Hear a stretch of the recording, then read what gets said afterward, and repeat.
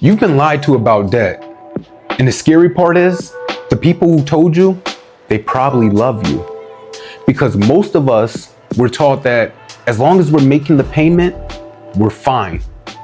But that belief that debt is normal, it's actually keeping millions of people broke. They're also stressed and they're stuck. I had to stop listening to friends and even family because they believe these ideas about debt. The real issue is most people don't even understand debt. They listen to older friends or relatives like our parents, people who mean well but don't know any better, which lead to the 5 common lies people believe about debt. And if you're honest, you've probably believed at least one of these lies yourself. I know I did. I believed a lot of them. But what you don't know might be costing you thousands of dollars every single year. And if you can't break away from these 5 lies, you're not going to be able to obtain debt freedom. But if you do break away from them, you can obtain it faster than you think. And I would encourage you to stick around because the second lie and the 5th lie, these are 2 of the biggest reasons you're likely in your debt hole. Lie number 1 is simple. Debt feels normal because everyone around you, they have it. I can honestly say that I believed that for most of my adulthood life, and that I basically normalized it and made it a part of my belief system. I remember during 2020 when COVID hit, the government paused student loan payments, no interest and no penalties. So if I'm being honest, I stopped making my payments and I thought I was being smart with my money. Fast forward to a few years later, interest was back and the payments came back too. And what I realized was I wasn't saving money. I was paying for my ignorance. If I was smart, I would have kept paying my payments to avoid the interest that would come back. But honestly, you live and you learn, and it was a learning lesson for me. Just because debt is common, just because it's a common thing, doesn't make it wise. Credit cards, car notes, and student loans, they're pushed as life milestones. But normalization, it was a trap in my life. And it's a weight on most Americans' shoulders.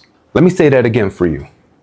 Just because debt is common doesn't make it wise. Normal people, they stay broke, but different people, they actually build freedom.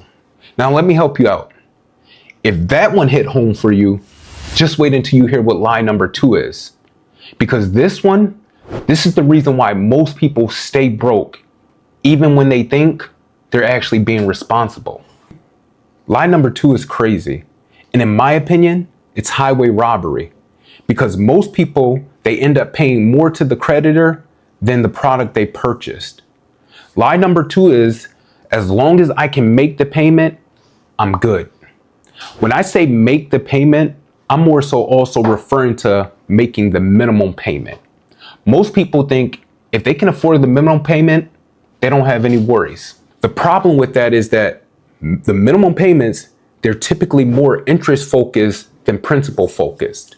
Every month, you're going to be asked to make this payment, which this minimum payment, it typically isn't even enough to cover the accrued interest, but you're charged an interest amount based on how much you still owe, factoring the interest rate. Have you ever wondered why the credit card companies only require you to make a minimum payment? Have you ever thought about that? Well, let me explain it. It's because the longer you owe them, the more you will have to pay them. Companies like Rent-A-Center, QVC, and Aaron's, they're some of the biggest companies that charge people minimum payments but charge you a ridiculous amount of interest. For instance, a PS5 at Aaron's will cost you $1,493 with their payment plan. At Rent-A-Center, that same PS5 is going to cost you $1,974. And at QVC, it's going to cost you $800. So which is the best offer? None of them. The cost of a PS5, if you save, is only $500. You see how they're playing with you? They say they'll sell you comfort today, but they charge you double tomorrow. Let that sink in. They say minimum payments, but you know what it really means? Minimum payments to me means minimum progress and maximum pain. Because while you think you're managing debt, debt is actually managing you. Moral: minimum payments are keeping you broke. Your current mindset keeps you enslaved to the lender. You think you're managing debt, But in reality, it's actually managing you. And the interest you're paying, it's actually slowly draining your future while you feel some type of temporary comfort today. Now, if you think that's bad, lie number 3 is even more dangerous. And it's more dangerous because it sounds more logical. It sounds actually responsible, but it's actually secretly killing your progress. Lie number 3, it's basically that you'll start paying off debt when you make more money. And this one's frustrating. So let me be transparent with you. This one hurts me because I've heard many of my relatives and friends say it. They tell me stuff and they say stuff like, I'll focus on my debt later once I make more money. I had one of my close friends tell me just the other day, maybe a few weeks ago, that they're not worried about their debt right now because of their situation. And that they're basically going to focus on it in a few years once they basically get out of it. Honestly, I wanted to go off on them, but I just shook my head and I said, okay, I get it. But what I get is that most people struggle to live within their means or where they truly are at that point in life. And listen, I'm not one to judge or point the finger because I was basically in that same position. I was that same way. But I had a mindset shift, and honestly, I just want my people to have that mindset shift also. If you can't manage $500, be real. Be real with yourself. Are you waiting on more money or are you avoiding discipline? Because if you can't manage $500, you won't manage $5,000. It's not about income. It's actually about intention. Financial freedom doesn't start with money. It starts with your mindset. Procrastinating on debt discipline or financial discipline, all it's doing is delaying your progress. And most people, they think income is their problem. But truthfully, what your problem is it's your habits. Habits are your problem, habits and behaviors. You've got to learn how to steward your finances if you want debt freedom and peace of mind. So listen, that was lie 3. And lie 4 is up next. Lie 4 sounds smart, but for most people, lie 4 is actually a trap. Credit cards are a tool if you use them right. How many of you have heard that before? I remember when I got my first credit card, no one told me it was a tool. All I knew was I had $500 to spend and I had to make this payment each month. And guess what? Life happened. And I started using my credit card and I kept swiping and eventually I lost control. The truth is they're a trap if you don't have control. Credit cards aren't evil though, but in the wrong hands, they're like a loaded weapon.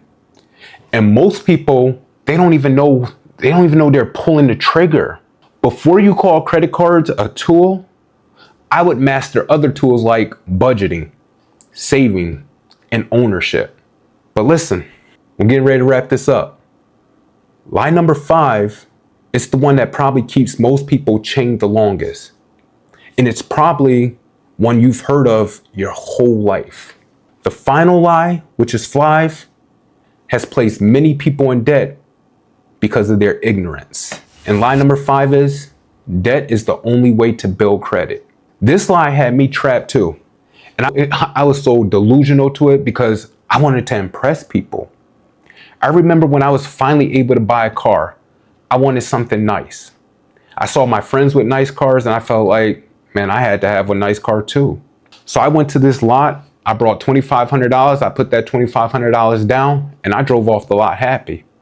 That was until I realized what 18% interest rate meant. I thought I was building credit, but really, I was building debt. The salesman, he had basically convinced me that by me making this purchase, I would build credit since I didn't have any. And I'm sure some of you've made decisions off of, I have to fix or build my credit. The problem is, if you don't have credit, you likely don't have your finances in order. So truth, you don't need a car loan to own a car. You could use that $2,500 to just buy a cash car versus getting a car loan. What you need to do is manage your money, and one day you'll be able to purchase the car that you want with little interest and with a larger down payment. You don't need a mortgage at 25. You don't need a good credit score to borrow money. These are systems that profit off of your delayed planning. You can build credit without borrowing. You don't need debt to build credit. You need discipline to build options. Debt, what it does is it delays your freedom. Discipline, however, it delivers it. Let me remind you, you're not behind. You've just been believing lies. But the moment you face truth, freedom starts. Debt isn't just a number, it's a mindset. Debt freedom isn't just about money. It's actually about your peace. It's about finally breathing again without that heavy weight on your chest. So if I was you, I would challenge these lies and I would break the cycle and I would take your power back. If this video, if it helped open your eyes, make sure you like it. Make sure you share. Make sure you subscribe. And comment below with the lie that you've believed the longest. Make sure you also hit that notification bell so that you never miss the videos we're dropping, so you can continue to grow. And if this video lit a fire under you, watch this one right here, because it'll continue to keep you going. So like I always say, let's grow together, let's learn together, let's help each other break the cycle. Let's do it together. Later.